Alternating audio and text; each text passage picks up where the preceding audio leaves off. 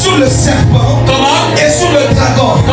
Le serpent, c'est l'image maritime. Et le dragon, c'est l'image céleste. Ève n'a jamais vu un serpent. Elle a vu un ange.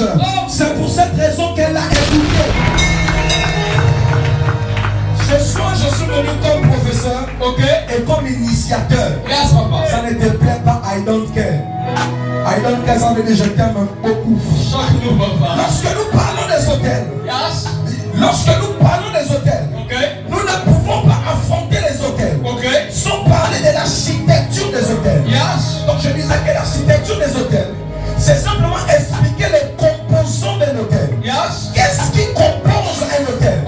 Qu'est-ce qui fait en sorte que telle réalité peut être appelée hôtel? L'architecture, c'est aussi la composition de quelque chose. Ce soir, j'ai envie d'emmener ton esprit quelque part pour que tu comprennes comment fonctionne le monde des esprits. De l'hôtel, c'est le lieu sacré ou consacré. C'est l'endroit où les sacrifices se font en l'honneur d'une divinité. Il n'y a pas hôtel sans la notion d'endroit. Même quand on parle des malédictions de famille, même lorsqu'on parle des hôtels de réclamation, ces hôtels se trouvent quelque part. Je pense à mon frère Lange qui est allé parler à Gédéon. Il dit Gédéon, détruis l'hôtel de Baal de la maison de ton père. L'hôtel là ne se trouve pas dans l'invisible. L'hôtel là se trouve sur le terrain familial de ton père. C'est pour cette raison on esquisse que quand Dieu veut élever Abraham, il dit déménage. Parce que l'hôtel est d'abord une affaire de lieu. Il y a des délivrances qui ne t'arriveront jamais. Quand tu ne vis pas de certains endroits.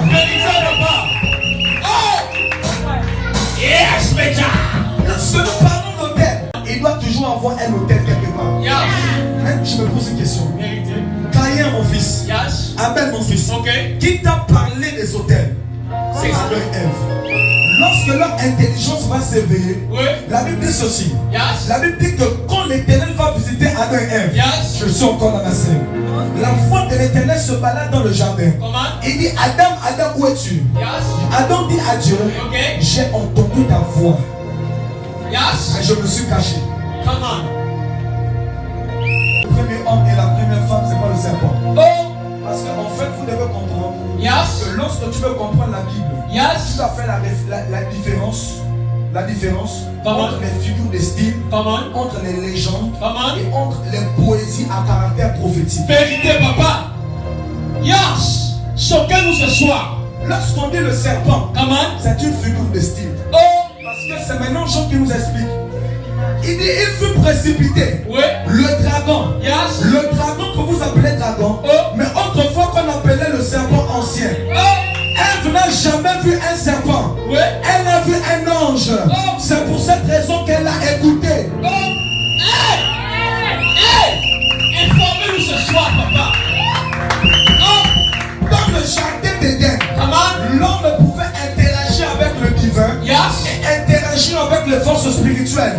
Donc Ève voyait certains anges. Adam voyait certains anges. Mais toi tu es en Christ, tu ne le vois pas. C'est choquant. Choquez-nous, médias. Maintenant la Bible explique que là où il y a la bonne spiritualité, se cachent aussi les mauvais esprits. Moi je ne comprends pas pourquoi c'est à l'église qu'on trouve pour le faire grandir, mais aussi pour le protéger. Vérité, papa. C'est pour cette raison, attention à un père. Parce qu'un père, c'est pas celui qui prophétise. Choquez-nous, papa. Un père, c'est celui qui a les clés d'un territoire dans le monde des esprits.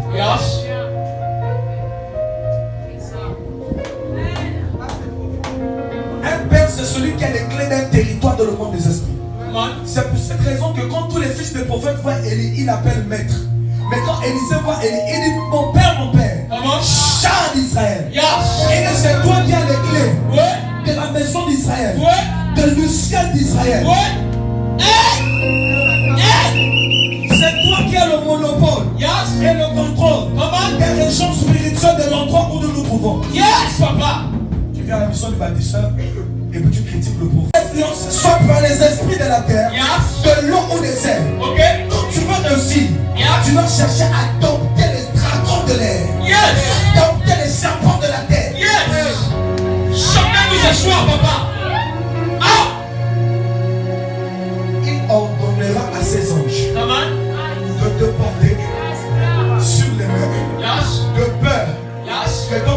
quoi? Donc, le peur que les forces de la terre ne puissent te bloquer. Après la Bible dit, il marchera sur le serpent et sur le dragon. Le serpent, c'est l'image maritime. Et le dragon, c'est l'image céleste. Parce que Apocalypse 12, il y a une guerre dans les cieux. Il y a des gens qui ont vaincu les forces terrestres, mais qui n'ont pas encore vaincu les esprits des eaux, les esprits de l'air. Je me tiens ici comme pour et le devoir des sanctuaires arrive. Lorsque l'endroit sacré, là où il y a l'endroit sacré, on commence à faire des sacrifices qui attirent la vérité, papa. Choquez-nous ce soir. Oh Seigneur, est-ce que c'est peu plus comprendre? L'Éternel crée un endroit sacré. Et il place l'homme là-bas. Je chante encore. Seigneur, est-ce que je sais? Dans cet endroit sacré, tout le monde n'entrait pas. Tout le monde n'entrait pas là-bas. J'avance, je m'arrête là. Avancez, papa. Et l'homme pouvait rencontrer la divinité. La divinité pouvait rencontrer l'homme. Et la Bible dit ceci. La Bible dit que dans cet endroit sacré, il y avait aussi le serpent. Est-ce que je peux ouvrir une parenthèse? Papa. Oh my God. Avancez, papa. Si je pars dire au peuple d'Israël qu'une divinité s'est révélée à moi, quel nom dois-je donner? Parce que toute divinité se reconnaît par son nom. Papa, choquez-nous ce soir. Nous sommes aussi traumatisés.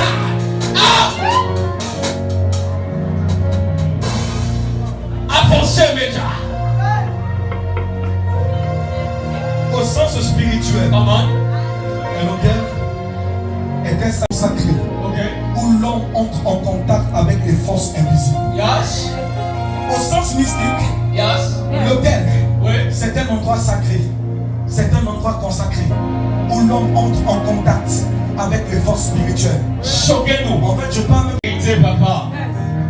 Dites-nous les choses ce soir. Tu peux avoir un appel au ministère. Mais si tu n'as pas fait ce qu'il faut pour que les esprits t'accompagnent, quand tu vas affronter les esprits des réclamations des ministères, tu vas t'arrêter.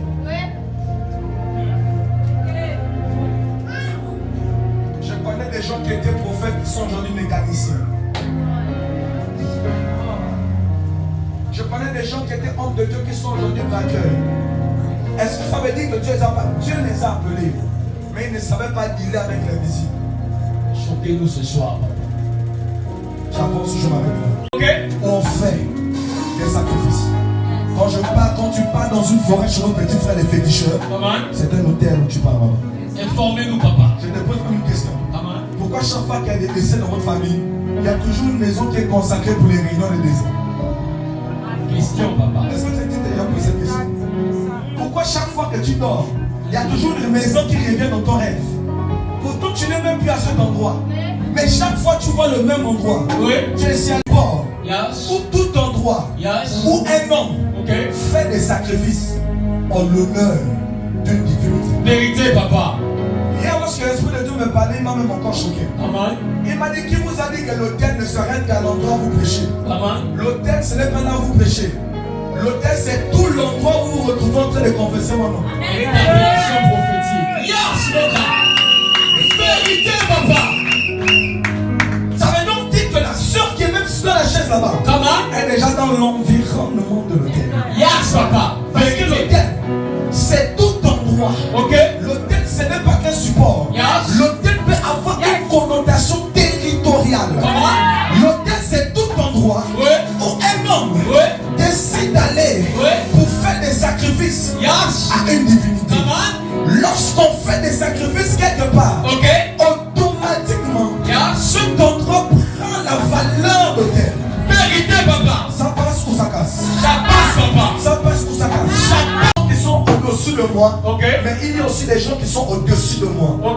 La maladie de l'église francophone, c'est que tout le monde pense être au même niveau. Vérité, papa. C'est faux. C'est complètement faux. Choquez-nous ce soir. Je ne veux pas dire que toi tu n'as même pas terminé les problèmes des hôtels de ta famille. Et puis d'autres qui sont des gens dans les hôtels des provinces, c'est autre chose. Vous êtes Il a prié, ça n'a pas marché. Il a eu des coups. Parce que les esprits qui accompagnaient le pasteur n'étaient pas plus puissants que les esprits qui accompagnaient le monsieur qui était ici. C'est vrai, Dani. Je voulais donner mes paroles là, mais en le premier jour. Les pasteurs arrêtaient de faire les entretiens prophétiques. Laissez-les. Papa. Il y a la notion du sacrificateur, de l'homme choisi. Dieu crée un jardin, l'endroit, et Dieu mandate un homme, Adam. Alors, l'une des vérités que je veux aussi dire là-dessus, c'est que tout le monde n'a pas la possibilité d'attaquer les auteurs. Oui. Oui. Vérité, Dani. Pour des papas, tu ne peux pas, sans savoir. Donc, le but de cet enseignement de ce soir, c'est d'atteindre précisément 3 objectifs spécifiques. Le premier objectif, c'est d'expliquer les éléments constitutifs de l'autel. Qu'est-ce qui constitue un autel?